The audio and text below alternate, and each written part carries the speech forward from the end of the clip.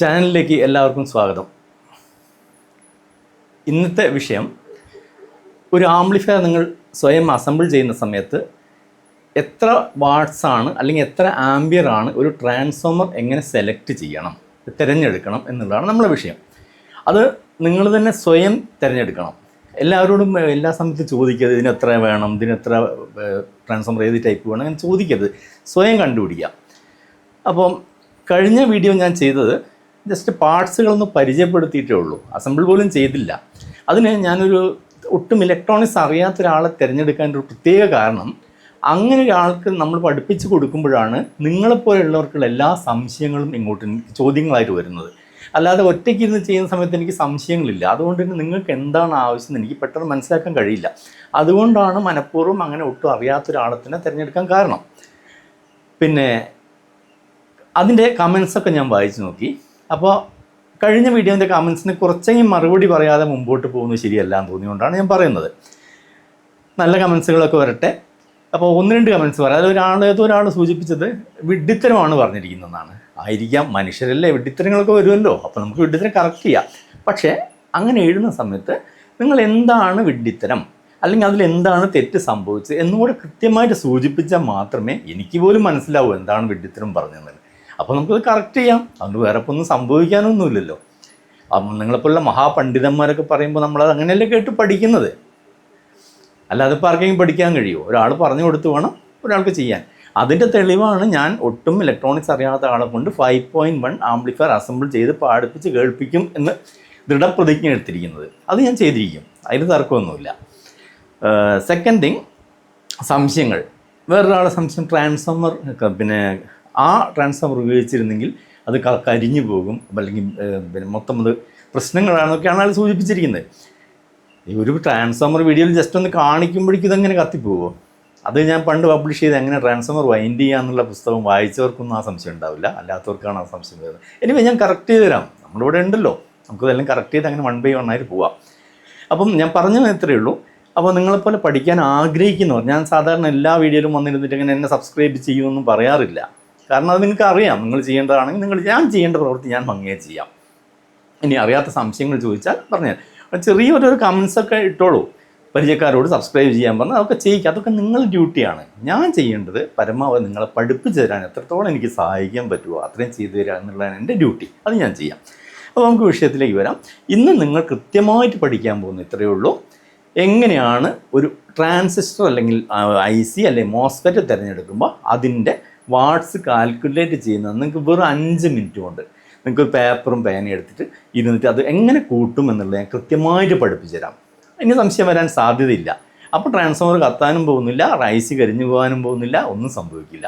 ശരി, അപ്പം ഞാൻ പേപ്പർ എടുത്ത് നിങ്ങൾക്ക് വൃത്തിയായിട്ട് പറഞ്ഞുതരാം. നമുക്ക് നോക്കാം. ആദ്യം തന്നെ നമുക്ക് ഈ ട്രാൻസ്ഫോമറിലേക്ക് AC കൊടുത്തിട്ട് ഇതിൻ്റെ AC വോൾട്ടേജ് എത്ര വരുന്നുണ്ട് നോക്കാം. 28/028 ഞാൻ പറഞ്ഞു. ഇത് 12 വോൾട്ട്. റെക്ടിഫിക്കേഷൻ ചെയ്ത് കഴിഞ്ഞാലും അതിന് മുമ്പും എത്ര വോൾട്ടേജ് തമ്മിൽ വ്യത്യാസം ഉണ്ടെന്ന് അറിഞ്ഞിരിക്കാൻ വേണ്ടിയാണ് ഈ ടെസ്റ്റ് നടത്തുന്നത്. വേറെ പ്രത്യേകിച്ചൊന്നുമില്ല. ഡയോഡ് ഇപ്പോൾ നമ്മൾ വയർ ചെയ്ത് വെച്ചാണ്. ഇത് 12 വോൾട്ടിൻ്റെ ടാപ്പിങ്ങാണ് ഞാൻ പറഞ്ഞു. അപ്പോൾ നമ്മളിവിടെ തിരഞ്ഞെടുക്കുന്നു AC 20 അല്ലെങ്കിൽ 200 ഇരുന്നോട്ടെ. 200ൻ്റെ റേഞ്ച് നമ്മൾ സെലക്ട് ചെയ്ത് കഴിഞ്ഞു. ഇനി ആളെ നോക്കാം ഇവിടെ എത്ര AC വരുന്നുണ്ട്. ഇവിടെയാണ് AC വരുന്നത്. AC ഇതിൽ ഏറ്റവും കുറഞ്ഞെന്ന് പറഞ്ഞാൽ 200ലേക്ക് നമ്മൾ ഇട്ടിരിക്കുന്നത്. ഇനി ആളെ നോക്കാം എത്ര വരുന്നുണ്ടെന്ന്. 13.3 വോൾട്ട്. കൃത്യം 13.3 വോൾട്ടാണ് AC വരുന്നത്. ഇനി എന്ത് ചെയ്യണം?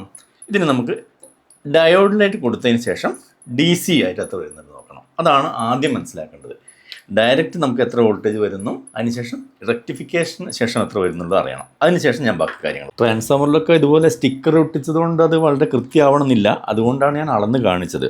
ഇപ്പം അവിടെ എഴുതിയിരിക്കുന്നതിൽ ഈ ടാപ്പിങ്ങിൽ 12 വോൾട്ടാണ് 1.5 എഴുതിയിരിക്കുന്നത്. പക്ഷെ നമ്മൾ അളന്നപ്പോൾ 13 കിട്ടി.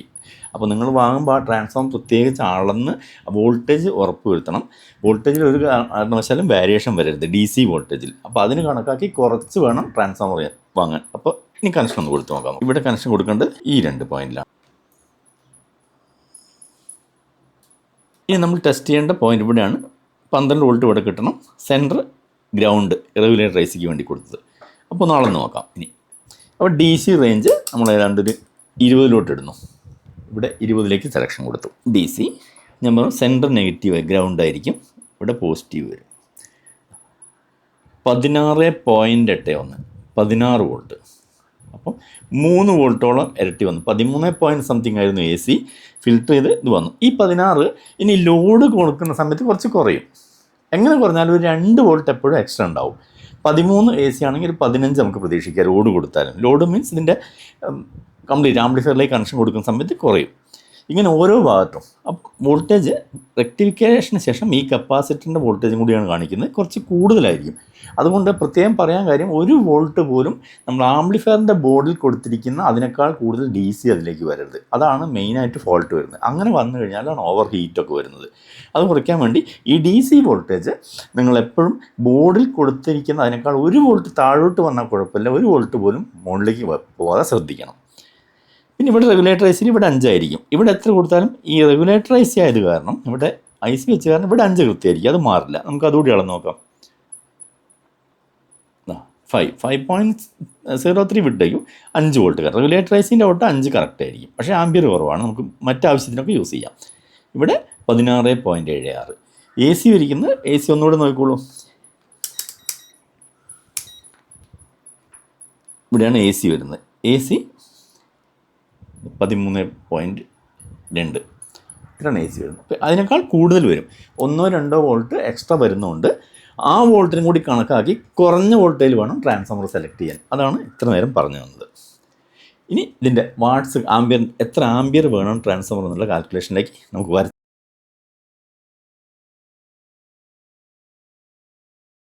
ആംപ്ലിഫയറിൻ്റെ ട്രാൻസ്ഫോമർ എങ്ങനെ തിരഞ്ഞെടുക്കും, എത്ര ആംബിയറിൽ വേണം, അതാണ് നമ്മളെ പ്രധാനപ്പെട്ട വിഷയം. അപ്പോൾ അത് വളരെ ഡീറ്റെയിൽ ആയിട്ട് നോക്കാം എങ്ങനെയാണെന്നുള്ളത്.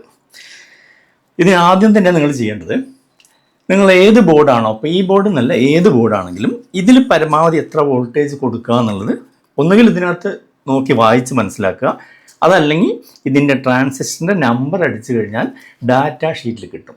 ഡാറ്റ ഷീറ്റിൽ കിട്ടിയത് അത്ര കറക്റ്റ് ആവണമെന്നില്ല, അതിൽ ചില പ്രശ്നങ്ങളൊക്കെ ഉണ്ട്, ചില കണ്ടീഷൻസൊക്കെ ഉണ്ട്. അത് നിങ്ങൾക്ക് പെട്ടെന്ന് മനസ്സിലാവാത്തതുകൊണ്ട് ഇത് ഒരുപാട് പേര് പല പരീക്ഷണങ്ങളും നടത്തിയാണ് ഇതിലെത്തിയിരിക്കുന്നത് ഈ ഒരു വോൾട്ടേജിൽ. അപ്പോൾ അത് പെർഫെക്റ്റ് ആയിരിക്കും. ഇനി ഈ ബോർഡിൽ എത്രയാണ് കൊടുത്തിരിക്കുന്നത്, ഇതൊക്കെ DC വോൾട്ടേജിലാണ് വർക്ക് ചെയ്യുന്നത്. അപ്പം ട്രാൻസ്ഫോമർ AC ആണ്, അപ്പോൾ നമുക്ക് DC വോൾട്ടേജിലായിരിക്കണം കാൽക്കുലേഷൻ മുഴുവൻ. നമ്മളത് റെക്ടിഫയർ ഉപയോഗിച്ച് DC ആക്കുമല്ലോ. ഈ ബോർഡിൻ്റെ കാര്യം നോക്കൂ. 2AC 5200 വെച്ചിരിക്കുന്നത് ഇവിടെ കൃത്യമായിട്ട് എഴുതിയിരിക്കുന്നത് 24 വോൾട്ട് മുതൽ മിനിമം 40 വോൾട്ട് വരെ ഇതിനകത്ത് കൊടുക്കാം എന്നാണ് പറഞ്ഞിരിക്കുന്നത്. പിന്നെ അതിനെ എക്സീഡ് ചെയ്യാൻ പാടില്ല. അപ്പോൾ നമ്മളിവിടെ വാങ്ങിയിരിക്കുന്ന ട്രാൻസ്ഫോമർ 24 അപ്പോൾ 24 വോൾട്ട്, 24 വോൾട്ട് ഏറ്റവും കുറഞ്ഞ വോൾട്ട്. അങ്ങനെ കൊടുത്തു കഴിഞ്ഞാൽ ഈ ബോർഡിന് ഒരിക്കലും കംപ്ലൈൻറ്റ് വരില്ല. പിന്നെ 40 കൊടുത്താൽ എന്ത് സംഭവിക്കും, കൂടുതൽ കൊടുത്തുകൂടെ, ഇത് 100 വാട്ട്സ് ആണെന്ന് കമ്പനി പറയുന്നുണ്ടല്ലോ, 150 വാട്ട്സ് ആണെന്ന് പറയുന്നുണ്ടല്ലോ, ഇങ്ങനെയൊക്കെ സംശയം വരുന്നുണ്ട്. അപ്പോൾ ആ സംശയം കംപ്ലീറ്റ് മാറിയതിന് ശേഷം ഇതിലേക്ക് കിടക്കാൻ. ഇപ്പോൾ വോൾട്ടേജ് നമുക്കിവിടെ കിട്ടിക്കഴിഞ്ഞു, ഫിക്സ് ചെയ്തു, ബോർഡ് നമ്മൾ തിരഞ്ഞെടുത്തു, അതിന് വേണ്ട വോൾട്ടേജും കിട്ടി. ഇനിയാണല്ലോ ട്രാൻസ്ഫോമർ തിരഞ്ഞെടുക്കുന്നത്. അപ്പോൾ അതെന്തുകൊണ്ടാണ് ഇത്ര 1, 2, 3, 4, 5 ചാനൽ വർക്ക് ചെയ്യാൻ, അപ്പോൾ ഒരു ചാനൽ 100 ആംപിയർ 500 വാട്ട്സ് വേണ്ടേ എന്നൊക്കെ സംശയം വരും. അത് ഓഡിയോ ബോർഡിൻ്റെ കാര്യത്തിൽ അത് കറക്റ്റല്ല. അതെന്താ കാര്യം എന്ന് പറഞ്ഞു കഴിഞ്ഞാൽ, നിങ്ങളിപ്പോൾ ഒരു ഇൻഡക്ഷൻ കുക്കറാണെന്ന് വിചാരിച്ചോളൂ, 2000 വാട്ട്സിൻ്റെ ഇൻഡക്ഷൻ കുക്കറാണ് ചെയ്യുന്നതെങ്കിൽ അത് നമ്മൾ സ്വിച്ച് ഓൺ ചെയ്താൽ അത് ഓഫ് ചെയ്യുന്നത് വരെ കറക്റ്റ് 2000 വാട്ട്സ് എത്ര ആംപിയർ ആണോ അത് കൺസ്യൂം ചെയ്തുകൊണ്ടേയിരിക്കും. അതിനകത്തൊരു ഗ്യാപ്പില്ല. ഇതിലങ്ങനെയല്ല. ഈ 100 വാട്ട്സ് എന്ന് പറയുന്നത് ഒന്നാമത് 100 വാട്ട്സ് കിട്ടുമോ എന്നുള്ളത് നമുക്ക് നോക്കാം. 2, അത് കിട്ടിയാൽ തന്നെ ഫുൾ വോളിയത്തിലാണ് പറയുന്നത്. ഫുൾ വോളിയം ഒന്നും മിക്കവാറും എല്ലാവരും യൂസ് ചെയ്യാറില്ല, ഫുൾ വോളിയത്തിൽ. അപ്പോൾ അതിന് 50% വോളിയം കുറയ്ക്കുന്ന സമയത്ത് എന്താവും, വാട്ട്സ് 50 വാട്ട്സ് ആയി ചുരുങ്ങും. പിന്നെ മ്യൂസിക് എന്ന് പറയുമ്പോൾ ചെറിയ സൗണ്ട്, വലിയ സൗണ്ട്, ഇങ്ങനെ വേരിയബിളാണ്, മാറി മാറി മാറി വന്നുകൊണ്ടിരിക്കുന്നതുകൊണ്ട് സ്റ്റഡി അല്ല ഇത്. അതുകൊണ്ട് തന്നെ ഒരിക്കലും ഈ 100 വാട്ട്സിനുള്ള എറ്റ് എ ടൈം ഉണ്ടാകും. ചിലപ്പോൾ 1 വാട്ട്സ് ആവാം, 2 വാട്ട്സ് ആവാം, 6 വാട്ട്സ് ആവാം. ഇങ്ങനെ വേരിയബിൾ വാട്ട്സിലാണ് ഔട്ട്പുട്ട് ഡ്രൈവ് ചെയ്തുകൊണ്ടിരിക്കുന്നത്. മാത്രമല്ല എല്ലാ ചാനലും ഒരുമിച്ചല്ല വർക്ക് ചെയ്യുന്നത്, ഡിഫറൻറ്റ്. കുറച്ച് മ്യൂസിക് ഇവിടെ വരുന്നു, അങ്ങോട്ട് വരുന്നു, ഇങ്ങോട്ട് വരുന്നു, അതൊക്കെ ചേഞ്ച് ചെയ്ത് കൊടുക്കുന്നുണ്ട്. ഇത് ചിലപ്പം ഒരു 80 വാട്ട്സ് എടുക്കുന്ന സമയത്ത് 2 വാട്ടായിരിക്കും എടുക്കുന്നത്, ഇത് 1 വാട്ടാണെങ്കിൽ ഇത് 3 വാട്ടായിരിക്കും. ഇങ്ങനെ മാറിക്കൊണ്ടിരിക്കും. അങ്ങനെ ഇൻ്റർമീഡിയറ്റ് ഓപ്പറേഷൻസ് വരുന്നത് കൊണ്ടാണ് ഇത് അത്ര കൺസ്യൂം ചെയ്യില്ല എന്ന് പറയാനുള്ള ഒന്നാമത്തെ കാരണം. 2, ഇനി കാൽക്കുലേഷൻ ചെയ്യുന്നത് നിങ്ങൾക്ക് വാട്ട്സിൻ്റെ ഫോർമുല ഞാൻ പറഞ്ഞു, വളരെ സിമ്പിളാണ് വാട്സിൻ്റെ ഫോർമുല. വാട്സ് WATTS വാട്സ് എന്ന് പറഞ്ഞാൽ ഇത് പവറിൻ്റെ യൂണിറ്റാണ്. POWER പവർ അളക്കുന്ന യൂണിറ്റാണ് വാട്സ്. ഇതിന് നമ്മൾ W എന്ന് എഴുതുന്നു. അപ്പോൾ നമുക്കിവിടെ വേണ്ടത് എന്താണ്? ഈ ട്രാൻസിസ്റ്ററിൻ്റെ വാട്സിനനുസരിച്ച് ഔട്ട്പുട്ട് പവറിനനുസരിച്ച് ട്രാൻസ്ഫോമർ തിരഞ്ഞെടുക്കണം. അപ്പോൾ ആ വാട്സ് ഇതിലേക്ക് മാച്ച് ചെയ്യുന്ന ട്രാൻസ്ഫോമർ ആയിരിക്കണം. അതെങ്ങനെ കാൽക്കുലേറ്റ് ചെയ്യുന്ന അറിയുന്നതിന് മുമ്പ് ചെറിയൊരു സംഗതി ഈ ഓഡിയോയെക്കുറിച്ച് പറഞ്ഞുതരാം. ആംപ്ലിഫയറിൻ്റെ ഡിസൈനിനെ കുറിച്ച്. നിങ്ങൾക്കറിയാമല്ലോ, ഓഡിയോ സിഗ്നൽ എന്ന് പറഞ്ഞാൽ ഇങ്ങനെ കൂടിയും കുറഞ്ഞു. അപ്പോൾ താഴോട്ട് മേലോട്ടൊക്കെ പോകുന്നതുകൊണ്ട് ഇതിന് നമ്മൾ പോസിറ്റീവ് സൈക്കിൾസും നെഗറ്റീവ് സൈക്കിൾസും രണ്ടും വരുന്നുണ്ട്. ഇത് ഒരു സെക്കൻഡിൽ 10,000 ആവാം, 20,000 ആവാം. അത്രയും സൈക്കിൾസ്, ഇങ്ങനെയുള്ള 10,000 20,000 പോസിറ്റീവ് നെഗറ്റീവ് ഇതാണല്ലോ വരുന്നത്. ഇത് നമ്മുടെ കയ്യിൽ അവൈലബിൾ ആയിരിക്കുന്നത് എന്താണ്? ജസ്റ്റ് പെൻഡ്രൈവിൻ്റെ മോഡ്യൂളിൻ്റെ ഔട്ട് എന്ന് പറഞ്ഞാൽ 5 വോൾട്ടേ ഉള്ളൂ. വെറും 5 വോൾട്ടാണ് മാക്സിമം. കാരണം 5 വോൾട്ടിലാണല്ലോ അത് ഡ്രൈവ് ചെയ്യുന്നത്. ഈ 5 വോൾട്ട് നമുക്കിവിടെ ആവശ്യം ലൗഡ് സ്പീക്കർ വർക്ക് ചെയ്യണമെങ്കിൽ 30 വോൾട്ട് 1 ആംപിയർ അല്ലെങ്കിൽ 1.5 ആംപിയർ അല്ലെങ്കിൽ 1/2 ആംപിയർ ഇത്രയും ഹൈ വോൾട്ടേജ് വേണം. ഈ 5 വോൾട്ടിൻ്റെ വേരിയേഷനെ ഈ 30 വോൾട്ടിൽ ഇത്രയും ആംപിയറായി വർദ്ധിപ്പിക്കുക എന്നുള്ള ജോലിയാണ് ഈ ആംപ്ലിഫയറിൻ്റെ ജോലി. കൺവേർട്ട് ചെയ്യണം. ഇതാണ് നമ്മൾ ജോലിയായി. ഓക്കെ, ആംപ്ലിഫയർ ഡിസൈനിനെ കുറച്ച് ക്ലാസ്സുകളായി തിരിച്ചിട്ടുണ്ട്. CLASSES ക്ലാസ്സസ് എന്തൊക്കെയാണ്? AB C D ഇങ്ങനെയൊക്കെ ഉണ്ട്. അതെന്താണെന്ന് ചുരുക്കിയിട്ടൊന്ന് പറഞ്ഞുതരാം, നോക്കിക്കോളൂ. ആംപ്ലിഫയർ ക്ലാസ് ഞാനൊരു കോളത്തിൽ എഴുതി വെച്ചിട്ടുണ്ട്. എക്സാമ്പിൾസ് അതിനുപയോഗിക്കാൻ കൊള്ളാവുന്ന ICകൾ, ട്രാൻസിസ്റ്ററുകളൊക്കെ തിരഞ്ഞെടുത്ത് വെച്ചിട്ടുണ്ട്. പല നമ്പറും എല്ലാം ഉപയോഗിക്കാം, എങ്കിലും ഇതൊക്കെയാണ് കുറച്ച് കോമൺ ആയിട്ട് യൂസ് ചെയ്ത് വരുന്നത്. പിന്നെ അതിൻ്റെ എഫിഷ്യൻസി, ഇതാണ് ഞാൻ പറഞ്ഞ എഫിഷ്യൻസി. നിങ്ങൾ ഏറ്റവും ഇമ്പോർട്ടൻ്റ് ആയിട്ട് ശ്രദ്ധിക്കേണ്ട എഫിഷ്യൻസി എന്തുമാത്രം കിട്ടും എന്നുള്ളതാണ്. 100 വാട്ട്സ് എന്ന് പറഞ്ഞാൽ പോരാ. ഇപ്പോൾ എഫിഷ്യൻസി എന്ന് പറഞ്ഞാൽ ഇത്രയേ ഉള്ളൂ.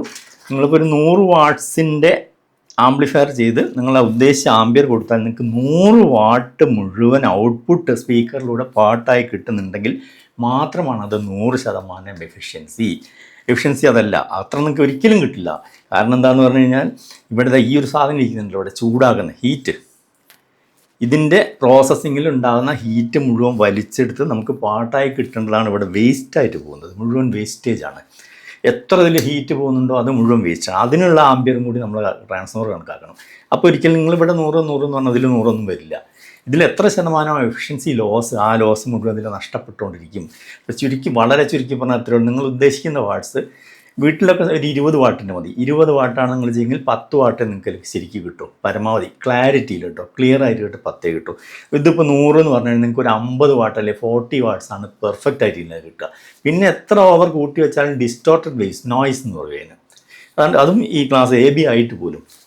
അതാണ് ക്ലാസ്സിനെ കുറിച്ച് ചെറിയൊരു വിവരം. ക്ലാസ് A 2N3055 എന്ന് പറഞ്ഞ ട്രാൻസിസ്റ്റർ ഉണ്ട്. ഇത് മിക്കവാറും അഹൂജ ആംപ്ലിഫയറിലൊക്കെ നിങ്ങൾക്ക് എപ്പോഴും കാണും, ഒരു റൗണ്ടിൽ ഒരു പുറത്ത് ഇങ്ങനെ ഒട്ടിച്ച് വെച്ച പോലെ അഹൂജ. അത് ക്ലാസ് Aയിൽ യൂസ് ചെയ്യുന്നതാണ്. ഇത് യൂസ് ചെയ്ത് കഴിഞ്ഞാൽ ഇതിൻ്റെ എഫിഷ്യൻസി എന്ന് പറഞ്ഞാൽ 50%, നേർപകുതി കട്ടായി പോകും. എന്നാലും സൗണ്ടിന് അത്രയ്ക്ക് പറയത്തക്ക ക്ലാരിറ്റി ഒന്നും ഉണ്ടാവില്ല, ഫിഡിലിറ്റി എന്ന് പറയും, അതുണ്ടാവില്ല. ക്ലാസ് B എന്ന് പറഞ്ഞാൽ 4440 ട്രാൻസിസ്റ്ററൊക്കെ അങ്ങനെ യൂസ് ചെയ്യുന്നത്. അതിന് എഫിഷ്യൻസി 70% ഉള്ളൂ. ബാക്കി 30 ഇതിനേക്കാൾ കുറയും. പക്ഷെ അത് പാട്ട് കേൾക്കാൻ കൊള്ളില്ല, വളരെ മോശമായിരിക്കും. പിന്നെയാണ് AB യൂസ് ചെയ്യുന്നത്. ABക്ക് 65% എഫിഷ്യൻസി ഉണ്ട്. പക്ഷെ അത് കുറച്ച് ക്വാളിറ്റി കൂടും. അതിൻ്റെ കാരണം ഞാനിപ്പോൾ പറഞ്ഞുതരാം. പിന്നെ ക്ലാസ് D നല്ല ക്വാളിറ്റിയാണ്. ഈ ICകളൊക്കെ അതിന് യൂസ് ചെയ്യുന്നതാണ്. ഇതിന് 90%, 90% എഫിഷ്യൻസി ഉണ്ട്, 10% ലോസ് ഉള്ളൂ. ഇതിൻ്റെ വർക്കിംഗ് വളരെ ചുരുക്കി പറഞ്ഞുതരാം. ഞാൻ പറഞ്ഞല്ലോ ഫ്രീക്വൻസിയൊക്കെ എങ്ങനെ വരുന്നത്, നിങ്ങൾക്ക് എപ്പോഴും വരുന്നത് ഇങ്ങനെ പോസിറ്റീവ് നെഗറ്റീവ് എന്നാണല്ലോ വരുന്നത്. പോസിറ്റീവ് സൈക്കിൾസും നെഗറ്റീവ് സൈക്കിൾസും മൊത്തമായിട്ട് ആംപ്ലിഫൈ ചെയ്യുന്നതാണ് ക്ലാസ് A ആംപ്ലിഫിക്കേഷൻ എന്ന് പറയുന്നത്. ക്ലാരിറ്റി വൈസ് അത്ര പോരാ. B എന്ന് പറഞ്ഞാൽ ഐദർ പോസിറ്റീവ് ഓർ B, ഇതിലേതെങ്കിലും ഒന്ന്. പോസിറ്റീവ് മാത്രം വേണമെങ്കിൽ അത് ആംപ്ലിഫൈ ചെയ്യും, അല്ലെങ്കിൽ നെഗറ്റീവ് മാത്രം ആംപ്ലിഫൈ ചെയ്യും. അതുകൊണ്ടും അത് വളരെ പാട്ട് കേൾക്കാൻ ഒട്ടും കൊള്ളില്ലാത്തൊരു ഫീൽഡാണ്. എഫിഷ്യൻസിയും 70% ഉള്ളൂ. അതിന് പരിഹാരമായാണ് ഇവിടെ നമ്മൾ ക്ലാസ് AB എന്ന് പറയുന്നത്. AB എന്ന് പറയുന്നത് എന്ത് ചെയ്യും? A എന്നതിനെ ആംപ്ലിഫൈ ചെയ്യും, B എന്ന സൈക്കിളും ആംപ്ലിഫൈ. പക്ഷേ ഇതിന് രണ്ട് ട്രാൻസിസ്റ്റർ ഉപയോഗിക്കും. അതാണ് ഒന്ന് NPNും ഒന്ന് PNPയും വരാൻ. രണ്ടും ഇൻഡിപെൻഡൻ്റ് ആയിട്ട് ട്രാൻസിസ്റ്റർ. അതാണ് ഇവിടെ കോംപ്ലിമെൻ്ററി പെയർ എന്ന് പറഞ്ഞിട്ട് ഇവിടെ ഒരു 1493 എത്രയാണ് വരുന്നത് നോക്കൂ. 5200 ആണെങ്കിൽ ഉടൻ കോംപ്ലിമെൻറ്റ് റേറ്റ് 1943 യൂസ് ചെയ്യുന്നു. ഇതാണ് ക്ലാസ് എ ബി രണ്ട് സൈഡും ചെയ്യുന്നതുകൊണ്ട് അതിന് എഫിഷ്യൻസി 65 ഉള്ളൂ. ഇത് ക്ലാസ് ഡി. ഇത് നല്ല ഈസിയാണ്. TDA 3110 അല്ലെങ്കിൽ 3116 നിങ്ങൾ ഓൺലൈനിൽ നിങ്ങളൊന്ന് ജസ്റ്റ് ഓർഡർ ചെയ്തോളൂ. ഇതിന് സിംഗിൾ ബോർഡിന് 200 രൂപ അങ്ങനെ ഉള്ളൂ. 2+1 3 ചാനൽ വരുന്ന ആകെ 800 രൂപയ്ക്ക് കിട്ടും. സൂപ്പർ സാധനമാണ്. ഈ പായ് വരുന്നുണ്ട്. ഇതൊക്കെ ഞാൻ പറയുന്നത് കേട്ട് നിങ്ങൾ ഫോളോ ചെയ്യണമെന്നില്ല. നിങ്ങൾക്കൊന്ന് ജസ്റ്റ് ഓൺലൈനിൽ ഇപ്പോൾ ഓർഡർ ചെയ്യാലോ, ഒന്ന് വാങ്ങി വീട്ടിൽ വെച്ച് ഒരു ജസ്റ്റ് കണക്ഷൻ കൊടുത്ത് നോക്കൂ. എന്നിട്ട് ആസ്വദിച്ചതിന് ശേഷം ഒരു അഭിപ്രായം പറയാം. അപ്പോഴേ നിങ്ങൾക്ക് അതിൻ്റെ ആ ഒരു ക്ലാരിറ്റി കിട്ടുന്നുള്ളൂ. വെറുതെ ഇങ്ങനെ നമ്മൾ ചിന്തിച്ച് പോയിട്ട് കാര്യമില്ല. അപ്പോൾ നമ്മളെവിടെ എത്തി? അപ്പോൾ ക്ലാസ്സിനെ കുറിച്ച് ബോധം വന്നു. അപ്പോൾ നമ്മളിപ്പോൾ എടുത്തിരിക്കുക ക്ലാസ് എ ബി ആയതുകൊണ്ട് ഇത് മാത്രം. ഇതിൽ 65% എഫിഷ്യൻസി. അപ്പോൾ ബാക്കി 35 എവിടെ? ചോദ്യം. ആ 35 ഹീറ്റ് എനർജി ആയിട്ട് ഇതിലേ പുറത്തോട്ട് തള്ളിപ്പോകുന്നത്. അപ്പോൾ നിങ്ങൾ 100 വാട്ട്സ് എഫിഷ്യൻസിൽ വെച്ചാൽ ക്ലാരിറ്റി ഉണ്ടാവില്ല എന്ന് മാത്രമല്ല, ഇതിൻ്റെ 35 വെറുതെ ഹീറ്റ് ആവുന്നല്ലാതെ അതുകൊണ്ട് ഒരു ഗുണവും കിട്ടാൻ പോകുന്നില്ല. അതിന് ഏത് റേഞ്ചിൽ ചെയ്താലും. ഇതാണ് എൻ്റെ യാഥാർത്ഥ്യം. ഇനി നിങ്ങൾക്ക് വാട്ട്സ് കണക്കാക്കുകയല്ലേ വേണ്ടത്. വാട്ട്സ് സിമ്പിളാണ്. പവർ. വാട്ട്സ് എന്ന് പറഞ്ഞാൽ പവറാണ്. വാട്ട്സ് അറിയാൻ വേണ്ടി ഈ ഒരു ഫോർമുലയേ ഉള്ളൂ. വാട്ട്സ് എന്ന് പറഞ്ഞാൽ power. P is equal to voltage into current I, V into I. P power is equal to voltage ഗുണിക്കണം I കറണ്ട്. ഇതൊക്കെ നിങ്ങൾക്ക് അറിയാം. ട്രാൻസ്ഫോമർ നമ്മൾ വാങ്ങുമ്പോൾ അറിയാമല്ലോ. 40 വോൾട്ടിൻ്റെ ട്രാൻസ്ഫോമറാണ് 40, 12 വോൾട്ടിൻ്റെ ട്രാൻസ്ഫോമറാണ് 12 വോൾട്ട്, 2 ആംബിയർ. അതുപോലെ ഏത് ട്രാൻസ്ഫോമർ നിങ്ങൾ ഇപ്പോൾ ഒരു 30 വോൾട്ടിൻ്റെ 6 ആംബിയർ ആണെങ്കിൽ ഇത് രണ്ടും നിങ്ങൾക്കറിയാം. അപ്പം ഇതും ഗുണിച്ചാൽ കിട്ടുന്നതാണ് വാട്ട്സ്. സിമ്പിളല്ലേ? നമുക്കിനി ഒന്ന് ചെയ്ത് നോക്കാം. 12 വോൾട്ടിൻ്റെ ട്രാൻസ്ഫോമർ 3 ആംബിയർ ആണ് എടുക്കുന്നെങ്കിൽ 36 വാട്ട്സ് വന്നു. 12 വോൾട്ട് 4 ആംബിയർ ആണെങ്കിൽ ഉടനെ 48. നമുക്ക് വോൾട്ടേജ് ഇവിടെ ബോർഡിൽ കൊടുത്തിരിക്കുന്ന വോൾട്ടേജ് മാറ്റാൻ കഴിയില്ല. അത് ആ വോൾട്ടേജ് നിലനിർത്തിക്കൊണ്ട് പിന്നെ ആംബിയറിലാണ് നമുക്ക് ഏറ്റക്കുറച്ചിൽ വരുത്തേണ്ടത്. ഈ വാട്ടിൽ നിന്ന് നമുക്ക് ഇതിൻ്റെ എഫിഷ്യൻസി ലോസ് കുറയ്ക്കണം കേട്ടോ. അപ്പോഴാണ് യഥാർത്ഥ വാട്ട്സ് കിട്ടുന്നത്. ഇതിപ്പോൾ കണക്ക് പ്രകാരം കിട്ടും, പക്ഷേ ഞാൻ പറഞ്ഞ എഫിഷ്യൻസി കുറയ്ക്കുമ്പോഴാണ് ഇതിൽ കുറച്ചുകൂടെ കുറയും. അത് എത്രയാണെന്ന് നോക്കാം. 24 വോൾട്ട് 5 ആംബിയർ ആണെങ്കിൽ 120, 30 വോൾട്ട് 8 ആംബിയർ ആണെങ്കിൽ 240 വാട്ട്, 24 വോൾട്ട് 8 ആംബിയർ ആണെങ്കിൽ 192 വാട്ട്, 24 വോൾട്ട് 10 ആംബിയർ ആണെങ്കിൽ 240 വാട്ട്. ഇതൊക്കെ സിമ്പിളായിട്ട് നിങ്ങൾക്ക് കൂട്ടിപ്പോടെ. വോൾട്ടോ ആംബിയർ നിങ്ങൾക്ക് അറിയാം. പിന്നെ 40 വോൾട്ടിൻ്റെ 10 ആംബിയർ ആണെങ്കിൽ 400 വാട്ട്. 40 വോൾട്ടാണ് യൂസ് ചെയ്യുക. 40 ആണെങ്കിൽ അങ്ങനെയും യൂസ് ചെയ്യുക. 400 വാട്ട്. നമ്മുടെ കേസിൽ എന്താണ് വരുന്നത്? 24 വോൾട്ടിൻ്റെ 10 ആംബിയറാണ് ട്രാൻസ്ഫോമർ യൂസ് ചെയ്തിരിക്കുന്നത്. അപ്പം 240 വന്നു. 240 വാട്ട്, 240 വാട്ട്സ് വന്നു. ഞാൻ പറയുന്നതുകൊണ്ടാണ് വളരെ കൃത്യമായിട്ട് എഴുതാത്തത്. 246-ൽ 246 വാട്ട്സ് നമുക്ക് കിട്ടി. 246-ൽ എഫിഷ്യൻസി എന്ന് പറയുമ്പോൾ ഞാൻ പറഞ്ഞു 65%, ബാക്കി 35% ലോസ് വരും. അപ്പോൾ 246-ൻ്റെ എഫിഷ്യൻസി 35% എന്ന് പറയുന്നത് ഏതാണ്ട് നമുക്കൊരു 84 വരും. 84 മൈനസ്. അപ്പം ഇതിനകത്ത് നിന്ന് മൈനസ് ചെയ്യണം. ആ മൈനസ് ചെയ്ത് ബാക്കി വരുന്ന ഏതാണ്ട് ഇപ്പം ഒരു 40/200 190 സംതിങ് എങ്ങാനും വരും. ഒരു 156 വാട്ട്സ് മാത്രമേ നമുക്ക് ഫലത്തിൽ ഇതിനകത്ത് കിട്ടുന്നുള്ളൂ. ടോട്ടൽ അത്രയും യൂസ് ചെയ്യാൻ കഴിയൂ. ബാക്കി അൺവാണ്ടഡ് നമ്മൾ എത്ര കൊടുത്തു കഴിഞ്ഞാലും അത് വർക്ക് ചെയ്യില്ല, വേസ്റ്റാണ്. കമ്പനി ഡാറ്റ ഷീറ്റിൽ പറഞ്ഞ 230 വോൾട്ട് കൊടുക്കാമെന്നൊക്കെയാണ് പറഞ്ഞിരിക്കുന്നത്. കളക്ടർ വോൾട്ടേജ് അത്രയൊന്നും കൊടുക്കാൻ പറ്റില്ല. കൊടുത്തു കഴിഞ്ഞിട്ടുണ്ടെങ്കിൽ അതിന് ചില കണ്ടീഷൻസ്, ഏതാനും മൈക്രോ സെക്കൻഡ് അല്ലെങ്കിൽ സെക്കൻഡ് അങ്ങനെയുള്ള കണ്ടീഷൻസിൽ മാത്രമേ അത്ര ഹൈ വോൾട്ടേജ് അപ്ലൈ ചെയ്യാൻ പറ്റൂ. നമ്മൾ കണ്ടിന്യൂസ് പ്രോസസ്സിന് എത്ര കൊടുക്കാം എന്നുള്ളതാണ്. ഇതേ സിസ്റ്റം തന്നെ നിങ്ങൾ ലൗഡ് സ്പീക്കർ തിരഞ്ഞെടുക്കുമ്പോഴും നോക്കേണ്ടത് എപ്പോഴും നിങ്ങൾ ലൗഡ് സ്പീക്കറിൻ്റെ RMS വാല്യൂ വാട്ട്സ് നോക്കി മാത്രം വാങ്ങിയാൽ മതി. PMPO ഒരിക്കലും എടുക്കണ്ട. PMPO എന്ന് പറയുന്നത് വല്ലപ്പോഴും ഒരു 1/2 സെക്കൻഡ് 1/4 സെക്കൻഡൊക്കെ ഹൈ വോൾട്ടേജ് വരും എന്നല്ലാതെ ഫലത്തിൽ യൂസ് ചെയ്യാൻ പറ്റില്ല. RMS ആണ് നിങ്ങൾക്ക് കണ്ടിന്യൂസ് യൂസ് ചെയ്യാൻ പറ്റുന്നത്, കംപ്ലൈൻറ്റ് വരാത്തത്. ഇത് മാത്രം ഞാൻ സെപ്പറേറ്റ് വീഡിയോ ചെയ്യുന്നതുകൊണ്ട് അതിൽ എക്സ്പ്ലെയിൻ ചെയ്തു തരാം. ഇപ്പോൾ ഇവിടെ നിങ്ങൾ ഏതാണ്ട് വാട്ട്സൊക്കെ കണക്ക് കൂട്ടേണ്ട കേസിലെത്തി. ഏത് ട്രാൻസ്ഫോമർ കിട്ടിക്കഴിഞ്ഞാൽ നോക്കാം. അപ്പം നിങ്ങളിപ്പോൾ ഇവിടെ ഇപ്പോൾ ടോട്ടൽ ഇത് നമ്മളെ ബോർഡിൽ എത്രയാണ് വരുന്നത്? ഇതിൽ പറഞ്ഞ പ്രകാരം നോക്കുകയാണെങ്കിൽ എഫിഷ്യൻസി കൂട്ടും. ഒന്ന് വെച്ച് പറഞ്ഞുതരാം. 100, 100-ന് പകരം നമുക്ക് ഏകദേശം അവിടെ എത്ര വരുന്നത് 35 കഴിഞ്ഞാൽ ബാക്കി എത്ര 65 വരുന്നുള്ളൂ. 100-ന് പറയുകയാണ് 65 വെച്ച് കൂട്ടിയാൽ മതി. 65 1 2 3 4 5 അപ്പോൾ ഇത്രയും ചാനൽ 65-ൻ്റെ വാട്ട്സും സബ് വൂഫർ ഉണ്ട് അതിൻ്റെയും വാട്ട്സ് നോക്കി അതിനനുസരിച്ച് ആംബിയറിലായിരിക്കണം ആ ട്രാൻസ്ഫോമർ തിരഞ്ഞെടുക്കേണ്ടത്. ഇതാണ്. അപ്പോൾ ആ ട്രാൻസ്ഫോമറും കത്തിപ്പോവില്ല, ഒരു സാധനം ഒന്നും അനാവശ്യമായിട്ടൊന്നും സംഭവിക്കില്ല, കൃത്യമായിട്ട് വർക്ക് ചെയ്യും.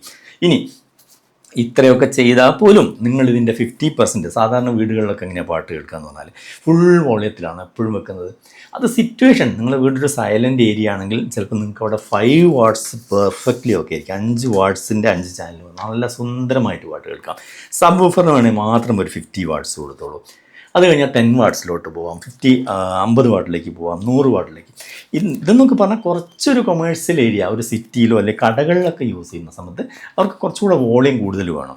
അങ്ങനെ വരുന്ന സമയത്ത് ഇത്തരത്തിൽ ഡിസൈൻ ചെയ്താൽ പോലും ആക്ച്വലി അതിൻ്റെ പെർഫെക്റ്റ് വോളിയം അല്ലെങ്കിൽ നോയ്സ് ഇല്ലാത്ത നല്ല അവസ്ഥ എന്ന് പറയുന്നത് ഒറ്റ കണക്കിൽ പറയുകയാണെങ്കിൽ 50% നിങ്ങൾ പ്രതീക്ഷിച്ചാൽ മതി.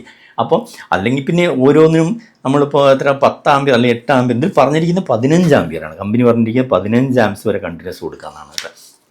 അപ്പോൾ ഓരോ യൂണിറ്റിനും 15-ൻ്റെ 5 ട്രാൻസ്ഫോമറുകൾ കൊടുക്കേണ്ടി വരില്ലേ? അപ്പോൾ 15 × 10 150 ആംബിയർ, 75 ആംബിയറിൻ്റെ യൂസ് ചെയ്യേണ്ടി വരും. അത്ര യൂസ് ചെയ്താലും നിങ്ങൾക്ക് ഫലത്തിൽ അത് കിട്ടില്ല. അതിൻ്റെ മുഴുവൻ എനർജി ഇവിടെ ഹീറ്റായിട്ട് പോകുന്നു, പെട്ടെന്ന് കേടുവരുന്നു എന്നല്ലാതെ പാട്ട് എപ്പോഴും കേൾക്കാൻ ഏറ്റവും സുന്ദരമായി നല്ല വൃത്തിക്ക് കേൾക്കണമെന്നല്ല എല്ലാവരും ആഗ്രഹിക്കുന്നത്. അപ്പോൾ അതിനനുസരിച്ചുള്ളതാണ് ഇങ്ങനെയൊക്കെ വരാൻ കാരണം. ഈ കാൽക്കുലേഷൻ ഇതിന് ലൗഡ് സ്പീക്കറിലും കാൽക്കുലേറ്റ് ചെയ്യേണ്ടി വരും നമ്മൾ. അപ്പോൾ ആ സമയത്ത് അത് പറഞ്ഞുതരാം. ഇത്രയേ ഉള്ളൂ ഈ ട്രാൻസ്ഫോമറിൻ്റെ കാൽക്കുലേഷൻ എന്ന് പറയുന്നത്. എത്ര ആംബിയർ വേണം, എങ്ങനെ വേണം എന്നൊക്കെ. അല്ലാതെ നമ്മൾ കമ്പനി പറയുമ്പോഴേക്കും 100 വഴിക്ക് അപ്പം തന്നെ അവിടെ 100 അങ്ങ് പാസ്സാക്കരുത്. ഏത് ക്ലാസ്സാണ് ആംപ്ലിഫയർ, എത്ര എഫിഷ്യൻസി കിട്ടുന്നുണ്ട്, ലോസ് എത്ര വരുന്നുണ്ട്, ഇതൊക്കെ കുറയ്ക്കണം. ഇങ്ങനെ ഒരുപാട് കാൽക്കുലേഷൻസ് ഒക്കെ വെച്ചിട്ടാണ് കൂട്ടുന്നത്. അത് നിങ്ങൾ ഈ ഒരു ലെവലിൽ കൃത്യമായിട്ട് പഠിച്ച് പോയി കഴിഞ്ഞാൽ പിന്നെ നിങ്ങൾക്ക് അങ്ങനത്തെ സംശയം വരില്ല. അതുകൊണ്ടാണ് പെട്ടെന്ന് കാണുമ്പോഴേക്കും ട്രാൻസ്ഫോമർ കരിഞ്ഞു പോവോ, അതെന്തെങ്കിലും സംഭവിക്കുമോ, ഇത് സംഭവിക്കുമോ, ഇതിന് അത്ര കൊടുക്കാമല്ലോ, ഡാറ്റ ഷീറ്റിൽ അങ്ങനെ പറഞ്ഞിരിക്കുന്നു.